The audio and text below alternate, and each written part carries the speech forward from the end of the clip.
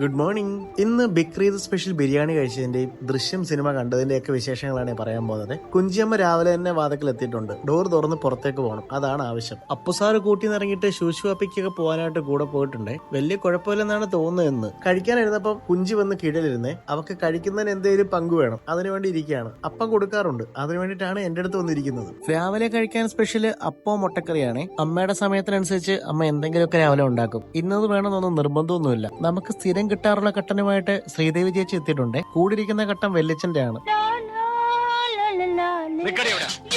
എങ്ങോട്ട് പോകുന്നു? എങ്ങോട്ടും പോകുന്നില്ല, ഇങ്ങോട്ട് തന്നെ വന്ന്. എന്തിനാ ഇപ്പൊ ഇങ്ങോട്ട് എഴുന്നള്ളിയത്? അപ്പൊ എന്നെ കാണാൻ. എന്തിനാ എന്നെ കാണുന്നത്? ദേ നിൽക്കുന്നവൻ സൂസിയുടെ കാമുകനാണ്. അവളെ അന്വേഷിച്ച് വന്നതാണ്. അങ്ങനെ നിനക്കും പെണ്ണ് കിട്ടി അല്ലേ കൃഷ്ണൻകുട്ടി? എനിക്ക് അറിഞ്ഞൊന്നും കൂടാ, വേണമെങ്കിൽ ഒന്ന് ചെയ്യാം. ഇതൊക്കെ എന്ത് ബക്രീദായിട്ട് നമ്മുടെ ഫ്രണ്ട് വീട്ടിലേക്ക് വിളിച്ചിട്ടുണ്ടായിരുന്നേ. അപ്പൊ അവന്റെ വീട്ടിലേക്കാണ് ഇന്ന് പോകുന്നത്. പോകുന്ന വഴിയിൽ എന്തെങ്കിലും വാങ്ങാനായിട്ട് റോയൽ ബേക്കറിൽ ഒന്ന് കയറിയേ. ഇവിടെ ഇരിക്കുന്ന സാധനങ്ങൾ കണ്ടിട്ട് എന്ത് വാങ്ങണം എന്നുള്ള കൺഫ്യൂഷനിലാണ് ഞങ്ങൾ 3 പേരും. അങ്ങനെ അവിടുന്ന് ചെറിയ രീതിയിൽ ഒരു പർച്ചേസ് കഴിഞ്ഞിട്ട് നേരെ പയ്യന്റെ വീട്ടിലേക്ക് പോവാണേ. ഇതാണ് ആദിൽ, നമ്മുടെ ഒരു കൊളീഗാണ്. അവന്റെ വീട്ടിലേക്കാണ് ഇന്ന് പോകുന്നത്. ഇന്ന് ബക്രീദായിട്ട് വീട്ടിലേക്ക് വരാൻ ആദിൽ വിളിച്ചിട്ടുണ്ടായിരുന്നേ. അങ്ങനെ ഒരു ജ്യൂസ് കുടിച്ചിരുന്ന സമയത്താണ് HR ഒരു ആഗ്രഹം, ഗിത്താർ വായിച്ചൊരു പാട്ട് പാടണമെന്ന്. കോപ്പിറൈറ്റ് അടിക്കുന്നതുകൊണ്ട് അത് ഉൾപ്പെടുത്തുന്നില്ല. പക്ഷെ നമ്മുടെ പയ്യൻ വായിച്ചതെന്ന് കിട്ടും. ഓക്കെ,